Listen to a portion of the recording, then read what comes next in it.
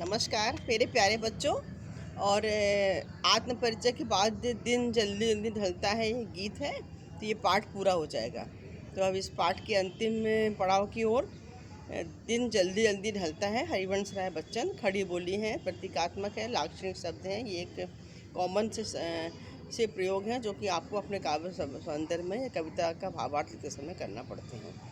तो इसमें भी देखिए, हो पूरा पद लिया था मैंने, बनाया तो बहुत बड़ा हो जाता है, थोड़ा दो हिस्से में बांट देती हूँ। हो जाए न पथ में रात कहीं, हो जाए न पथ में रात कहीं। कौन कह रहा है? कवि कह रहा है। कवि क्या है? पथिक है। इस जीवन का, जीवन रूपी यात्रा को जो पूरा करने का राहगीर है, उसकी ये पथ मतलब क्या होगा? उसके जीवन का संघर्ष, जीवन की राह की जो संघर्ष हैं वो उसको उसने पथ माना है। रात कहीं ना हो जाए, तो रात का मतलब ये है कहीं ऐसा ना हो कि समय ख़त्म हो जाए, मतलब मृत्यु के पास पहुंच जाए, लक्ष्य को पाने से पहले ही जीवन उसका समाप्त हो जाए, मंजिल ना मिल पाए। तो मंजिल इसमें तो लक्ष्य है जिसको वो प्रिय है उसको, और दूसरा ऐसा परमात्मा को ही मान सकते हैं। तो भावों की अभिव्यक्ति आप अपने ढंग से किस तरह सोच पाते हैं। हो जाए न पथ में रात कहीं, मंजिल भी तो है दूर नहीं। कवि कहता है कि समय बीत रहा है, और समय बीतने के साथ साथ अपने लक्ष्य को पाने की शीघ्रता होनी चाहिए। तो कवि के जीवन का भी समय बीत रहा है, और लक्ष्य पाना उसका परमात्मा को पाना है या अपने प्रिय को पाना है। वो अपने लक्ष्य तक पहुंच पाए, उसको पा ले, इसके पहले ही कहीं रात ना हो जाए, इसके पहले ही कहीं जीवन समाप्त ना हो जाए। तो अब क्योंकि उसकी मंजिल दूर नहीं है, अब वो रास्ता उसको बढ़ते बढ़ते वहाँ तक पहुँच गया है जहाँ पर कि उसको अपना घर दिखाई देने लगा है। ठीक है, अपने प्रिय दिखाई देने लगे हैं। तो यह सोच थका दिन का पंथी भी जल्दी जल्दी चलता है। जब ये थका हारा व्यक्ति, पंथी राहगीर, जब ये सोच लेता है कि अब उसका घर बहुत नज़दीक आ गया है, उसके प्रिय लोग उसका इंतज़ार कर रहे होंगे, तो मेरे प्यारे बच्चों, इसमें स्पष्ट किया गया है, ध्यान से सुनिए, कि हो जाए न पथ में रात कहीं। कवि समय के बीतने और लक्ष्य को पाने की शीघ्रता का वर्णन कर रहा है। क्योंकि समय बीत रहा है, दिन जल्दी जल्दी ढल रहा है, कहीं ऐसा ना हो कि रास्ते में ही रात हो जाए।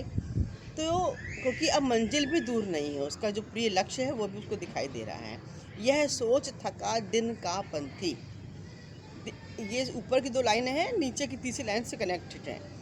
दिन का पंथी मतलब राहगीर, जो दिन भर श्रम कर रहा है, वो देख रहा है कि कहीं ऐसा ना हो कि अब शाम हो गई है और अब उसको अपने घर जाना है, क्योंकि उसकी प्रतीक्षा में उसके प्रियजन लोग हैं। ऐसे ही वो सोचता है।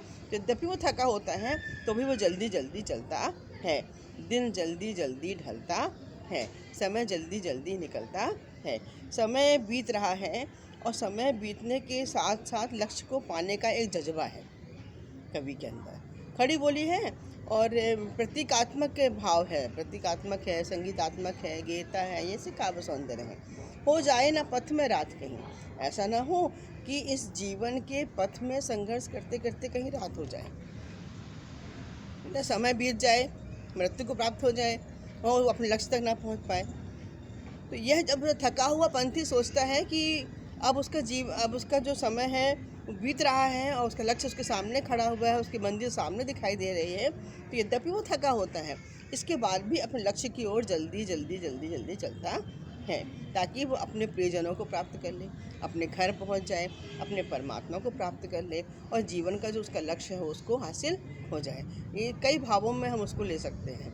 तो मेन चीज़ जो है वो ये है कि समय जल्दी जल्दी बीत रहा है, और उस जल्दी जल्दी बीतते हुए समय में कवि के अंदर अपने लक्ष्य को पाने की भी शीघ्रता है, और उस शीघ्रता का वर्णन उसमें यहाँ पर उसने पक्षियों को, चिड़ियों को माध्यम बनाकर अपनी बात को कहने का प्रयास किया है। तो इतना पहले ले लेते हैं, इसके बाद का जो है पूरा ले लेंगे। यहाँ तक हमने आपको समझाया। यदि आपको पसंद आता है मेरे प्यारे बच्चों, तो इसको लाइक करें, शेयर करें और सब्सक्राइब करें। और क्योंकि वीडियो बड़े हो जाते हैं, तो मैंने जो काव्य सौंदर्य है 2 नंबर का, 6 नंबर के कभी कभी आता है, भाव सौंदर्य लिखो, काव्य सौंदर्य लिखो, तो कोई क्वेश्चन दे देते हैं, या फिर बीच से काव्य सौंदर्य पूछते हैं।